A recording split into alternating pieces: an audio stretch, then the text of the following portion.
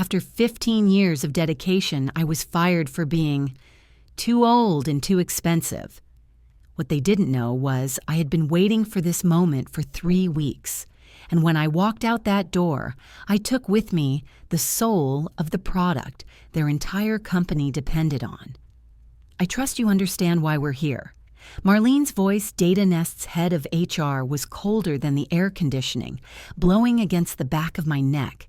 She sat upright, her charcoal pencil skirt hugging her professionally crossed legs, but her eyes betrayed something else entirely. Satisfaction. Across the table sat Bryce, avoiding my gaze like a child caught drawing on the walls. His cologne was sharp, one of those aggressive scents men wear to prove they're still young. I, Helena Royce, chief data architect at Data Nest, sat across from them in a graphite silk dress. It hugged in all the right places, the cowl neckline shimmering slightly with each breath. I hadn't chosen it to stand out. I chose it because today was special, a day they thought would belong to them. The company is restructuring. Marlene continued sliding a manila envelope toward me. Engineering will be merged into product. Unfortunately, your role no longer aligns with the company's future direction. I didn't smile, didn't ask questions. I simply reached out, nude polished fingertips, brushing the edge of the envelope, and rested it on my lap, smoothing it with care. I crossed my legs, revealing a sliver of smooth skin beneath the rising hem of silk. Bryce swallowed hard. I caught his glance. Cold. Deliberate. I understand, I replied, voice as soft and smooth as the satin I wore. A flicker of surprise crossed Marlene's eyes. They had expected tears. Pleading. At least some form of protest. No, I'd known about this, long before they made it official. 3 weeks ago, Bryce had accidentally sent me an email meant for Marlene. Rushed. Careless. Push Royce out before September. Let her wrap up the handoff, then cut. Keep it quiet. Blame restructuring. I didn't rage. I printed it, took screenshots, and began a chain of moves with the precision of a ballet dancer, exact, fluid, not a step wasted. We'll need you to clear your office by Friday, Bryce said, finding his voice again in the silence. Of course, I answered, calm and sure. I stood. The open back of my dress revealed a soft, sculpted line, subtle, not showy, just enough to make Marlene's mouth tighten ever so slightly. I gave Bryce one final glance. He was watching me. I knew, and I knew something else. He had no idea that the woman being shown the door was about to shake the entire foundation of his empire. The 6th floor remained as quiet as ever. Warm amber lights spread across the gleaming floors, reflecting back a false sense of perfection. I glided past rows of junior engineers, some deliberately looking away, others staring with a mix of pity and curiosity. I didn't blame them. They didn't need to understand. They were just the pawns being used to replace people like me, the ones they believed were obsolete. My office door closed behind me. I drew the blinds, shutting out the hallway light. Inside, the golden glow bathed the folds of silk clinging to my body as I bent down and opened a drawer. A silver USB. I brought it to my lips, brushing it gently, an old ritual before every major deal I ever signed. Then I unlocked my personal phone and sent one message. It's today, 6 p.m., 33rd floor, Ivy Rose.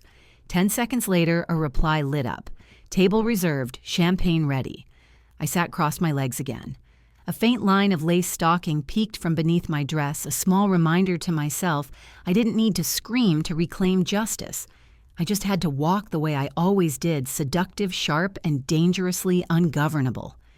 Saturday. The Seattle wind swept across the 33rd floor balcony, cold and clean, but not as cold as my gaze fixed on the Data Nest building below the place I'd given 15 years of my life. I sat in a velvet-cushioned rattan chair, legs crossed, a glass of red wine in hand. My hair cascaded loosely down my back, and a deep brown silk gown clung to my body like smoke. My back arched slightly as I reached for the tablet on the side table. The screen glowed with lines of code, the final refinement of the Nova Pulse algorithm I would file for solo copyright Monday morning. Greg was sprawled nearby on a lounge chair, white shirt unbuttoned at the top, 3 sleeves rolled, his hair slightly tousled from a brainstorming session, or perhaps something else.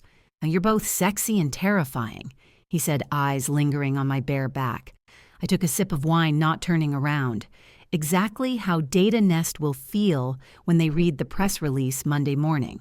We had planned it all meticulously. Greg was the opening move CEO of Etherworks, Data Nest's direct competitor, and my ex from university. He once told me I was the only woman who made his hand tremble at the signing table. Now I was back, not just with a cutting-edge data optimization algorithm, but also with the best IP legal team in the game, courtesy of Greg. I had filed Nova Pulse's intellectual property independently, complete with timestamps, development logs, and footage done on personal devices at night over red wine and Billie Holiday. They couldn't touch it. And come Monday morning, they would have to say my name through clenched teeth. "Before you sign," Greg spoke again, sitting up and leaning closer, his hand resting lightly on mine, warm and deliberate. "I want you to do more than just be CTO." I tilted my head, eyes glinting with cool amusement. "Careful. A confession at the wrong time could send your stock price plummeting." Greg laughed, pulled back, and handed me a folder. "I meant control. Full creative leadership over the new product line. You built the foundation, you decide the future." I flipped through it. Inside was a 5-year product strategy draft, clean and precise. Under my name, Chief Innovation Architect, a title Data Nest never gave me. I looked up, lips curved slightly. "Fine, but I don't play for second place." Sunday morning. I wore a thin white silk shirt collar, wide open, no bra underneath. As I passed the open kitchen where Greg brewed coffee, I traced a kiss down his wrist with the faintest brush of lipstick. "Stop," he muttered as I slid past him, my hand grazing his hip. "If you don't, we'll miss the 10 a.m. press briefing."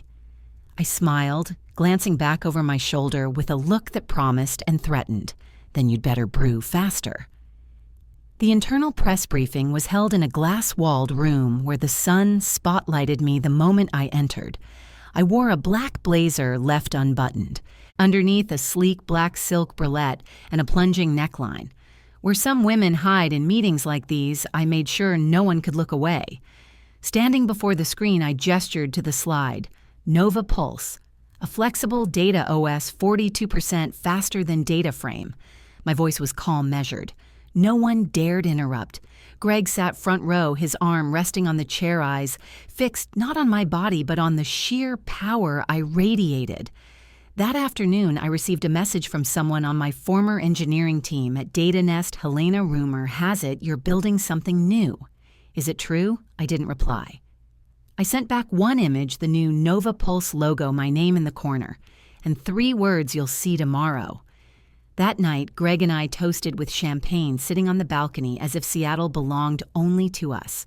I turned to him, eyes slowly settling on the sharp line of his jaw. "Tomorrow will be interesting." Greg leaned in, whispering at my ear, voice low. "I want to see Bryce's face when he realizes he fired the wrong woman." I laughed, softly, but with steel beneath. "He will. Not because I walked away, but because I took the soul of the product they thought was theirs.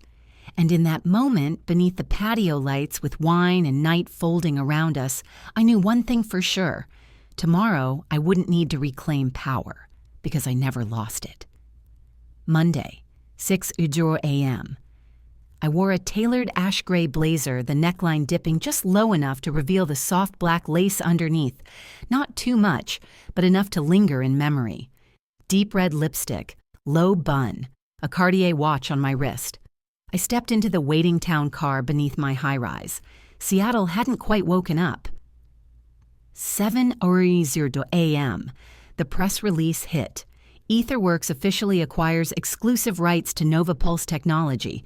Dr. Helena Royce appointed Chief Innovation Architect. Within the first 12 minutes, I received 14 messages. The 15th was from an unknown number, but I didn't need to read the name. "Bryce. Call me back. This is urgent." I smiled, swirling my coffee slowly. "No, Bryce, this isn't urgent. It's fatal." My new office was on the 41st floor. Dark wood floors, floor-to-ceiling windows, a conference table of black marble. On the far end, Greg leaned against the doorway eyes, tracing every one of my steps. "Better than expected," he said as I entered. "The media's exploding. They're calling you the silent disruptor." I set my bag down, took my seat, crossed my legs. The dress slid slightly higher, revealing the fine line of lace atop my thigh. "Wait until Victor reads the part about legal ownership. He'll be throwing mugs at the wall." Greg laughed, settling into the seat across from me. Eyes fixed not on the words I hadn't said, but on the things I hadn't undone. "I'd do something about this if we weren't in a meeting." I tilted my head, daring. "Then we'd better end it early." 9:14 a.m., first message from a former data nest engineer, Helena. "What's going on?" "The system's locking up. CTO's calling an emergency." 9:17, from Miguel, the team lead I once mentored. "They realize data frame depends on the algorithm you just copyrighted. They're panicking." I replied with a single line. "Check your personal email, all of you. I had it ready. 6 offers, 6 job invitations, double their salaries, and one final note. Never let your worth be defined by those who can't understand it." At that very moment, inside DataNest HQ, Victor, the CEO, stormed into the war room only to be intercepted by legal counsel and the CFO. The press release had reached every major shareholder. Within 30 minutes, their stock dropped 8%. One of the top tech journalists tweeted, "A CEO just fired the soul of his product. Most memorable move of 2025, 10:32 a.m. I was mid-meeting with my new dev team, Miguel, Anita, and 4 others now part of EtherWorks when my assistant entered. Dr. Royce CEO Victor Lawson has called 4 times. He left a message. I smiled. Tell him I'm busy building the future, but my lawyer is always free to negotiate. The price of the past. Miguel turned toward me, mid-discussion eyes gleaming. "Helena, you know what's different from DataNest here? I feel seen. Not replaceable." I looked at him, and the others animated alive. A part of me softened, not because of victory, but because I was building something worthy this time. That afternoon, Greg stepped into my office with 2 glasses of red wine. As usual, no knock. From now on, every time a company calls about licensing, I'm charging an extra consultation fee for the one they let slip through their fingers. I accepted the glass, my lips brushing the rim where his had been. "You haven't lost me yet." He stepped closer, saying nothing. The space between us, now, thin as a breath. "If you're staying this time," he said, voice low, "I want it to be for the future, not for revenge." I looked into his eyes. "Then don't just say it, hold it." That night, I stood alone on the balcony of the 41st floor. The lights of the city danced on the glass. A breeze cut through the thin fabric of my blouse, making my skin prickle, but my heart was warm. DataNest had officially sent a licensing negotiation request, but they wouldn't get the algorithm because they never really saw me. They only saw a name on an email. Greg came up behind me, wrapped his arms around my waist, and rested his chin on my shoulder. "Tomorrow, many people will be waiting to see you fall, but they don't understand the thing that makes you dangerous. Isn't your intelligence. It's how an entire room stops breathing when you walk in." I turned to him, lips close, and whispered, "And they still haven't seen me begin." Tuesday, 9 a.m. I stood behind the black glass desk in my private office. Morning sunlight angled across my sheer white blouse, casting watery shadows on my skin. I had just showered.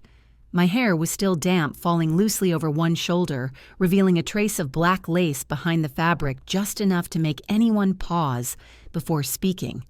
Greg didn't bother knocking when he stepped in. "Hot off the press," he said. "They're spiraling." I turned slowly, buttoning the second clasp on my shirt, deliberately leaving the third open. How much is their stock down 12% since yesterday? I raised an eyebrow. Like a lace hem caught in the wind, huh? Greg laughed. Every time you strike back, I feel like I'm the one who should be afraid. I poured coffee. The way I bent, the way my back curved as I opened the drawer, every motion was soft, practiced, confident, like a dancer waking from last night's performance. 10:05 a.m., my phone vibrated. From Victor Lawson, subject urgent. Licensing request. I opened it only to find a parade of meaningless phrases. We believe in a win-win outcome. Open to discussing all necessary terms. Suggesting a good faith in-person meeting. I forwarded it to Etherworks' IP lawyer with a short note. Let the games begin. Across town, 12th floor of Data Nest, they were in panic mode. Marlene looked pale. Bryce said nothing.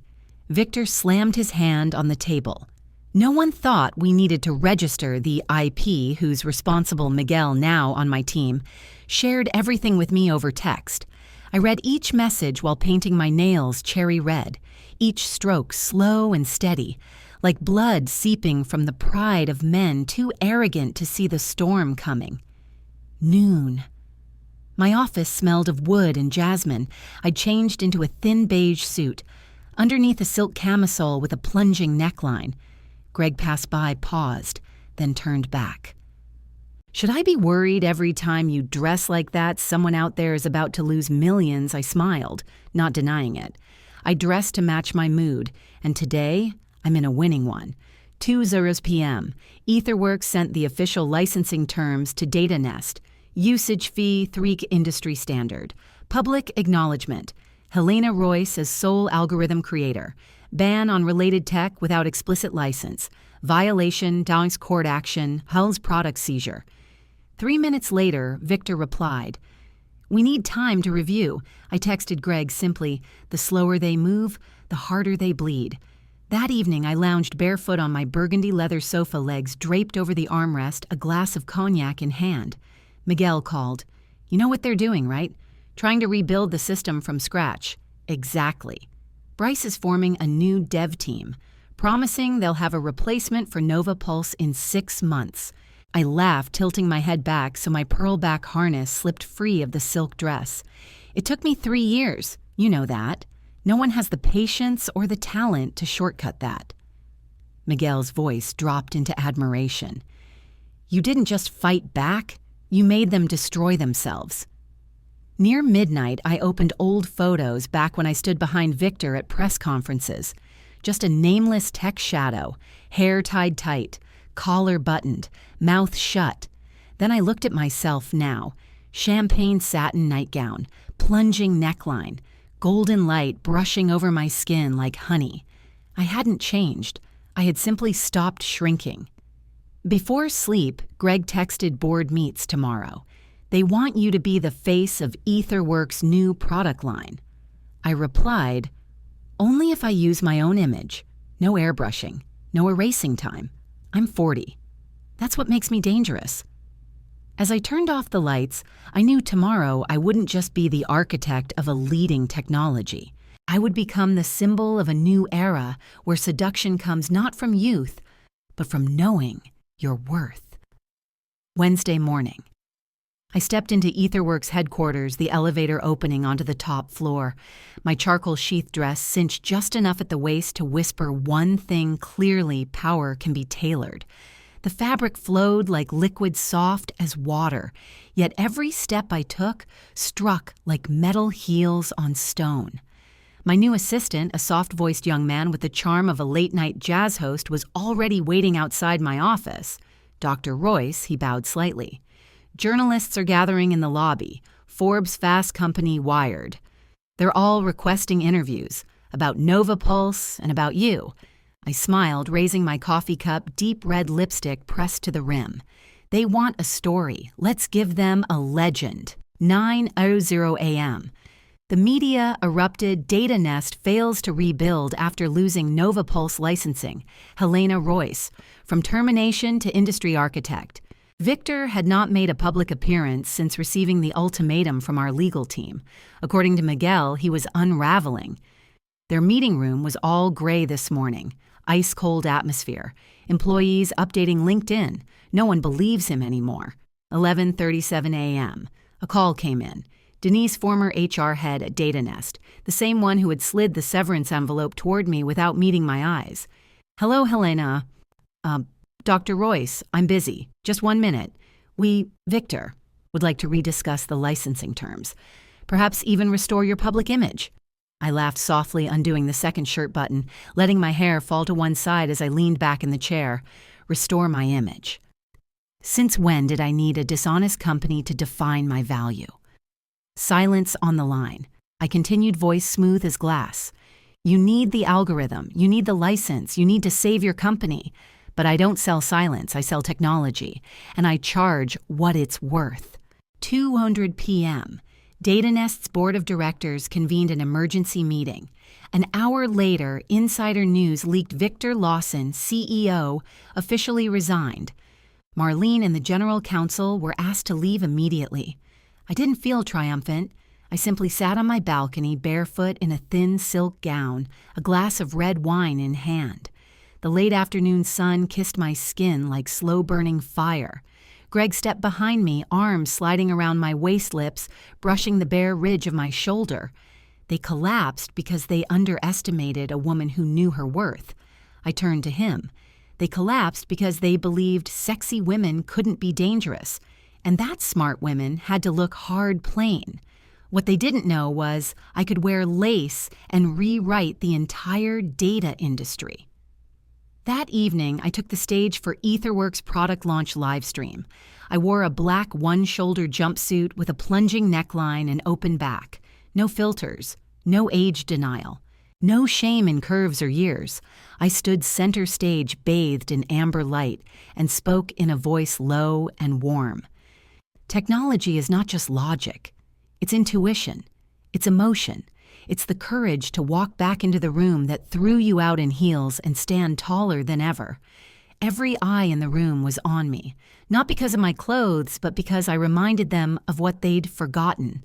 A woman can be someone you crave and someone you fear. At the end of the night, Greg pulled me into the elevator.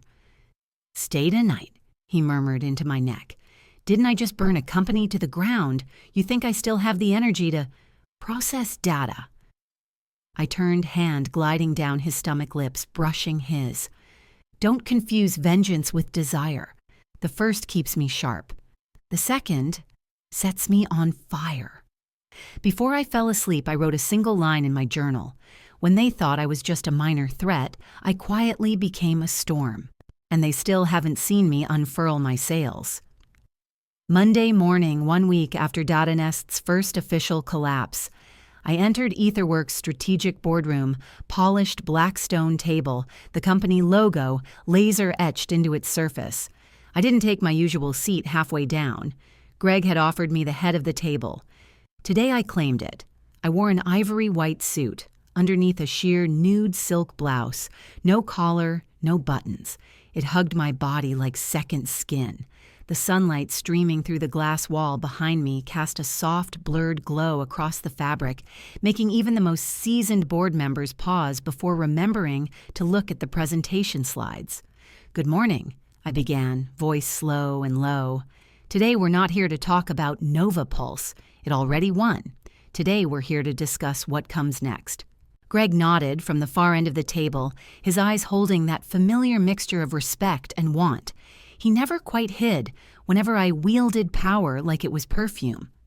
Over the next 2 hours, I introduced 3 new products, Helix Stream, Ether Edge, and PulseCore, all built on the foundation of algorithms I authored. Each name carried my DNA, not just in architecture, but in signature code comments written in French, an Oscar Wilde quote as the opening line of each script. They were me. And now the entire industry would have to invoke my name just to survive.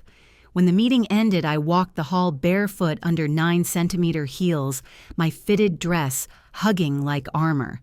Greg waited with 2 glasses of champagne. His eyes dropped slightly to the open curve of my blouse, still unfastened, where I hadn't bothered to button back up. "You made the whole room forget what revenue projections even were." I sipped tongue, brushing my lower lip. "Good.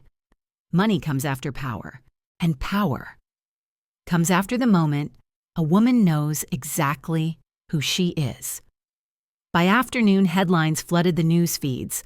Etherworks surpasses Data Nest in market valuation for the first time in history. Helena Royce becomes the face of a new generation of female tech leadership. During a live interview with Forbes, the host asked, "What do you think of Data Nest's new initiative to rebuild their system in 6 months and break dependency on your technology?" I smiled. My gaze found the camera lens like it owed me something. I wish them luck.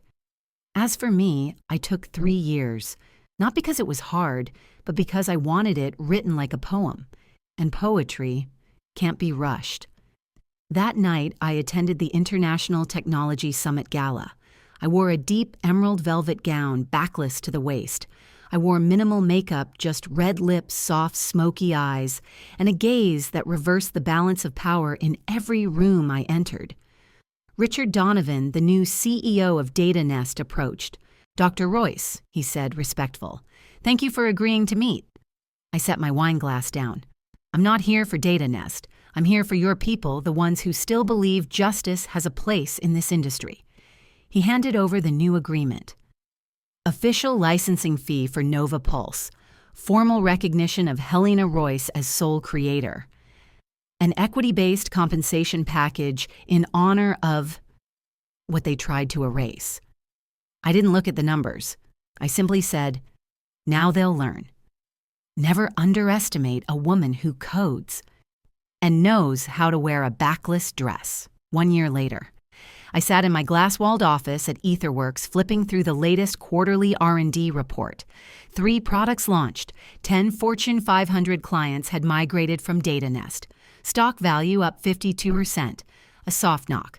My assistant entered and placed a sealed envelope on my desk. Invitation from Women in Technology Annual Summit keynote speaker Dr. Helena Royce. Topic: Intellectual Property, Seduction, and Power. The 3 tools women must master like artists. I leaned back in my chair. The sunlight spilled across the thin fabric of my blouse like golden ink. Greg stepped in, narrowing his eyes with a smile.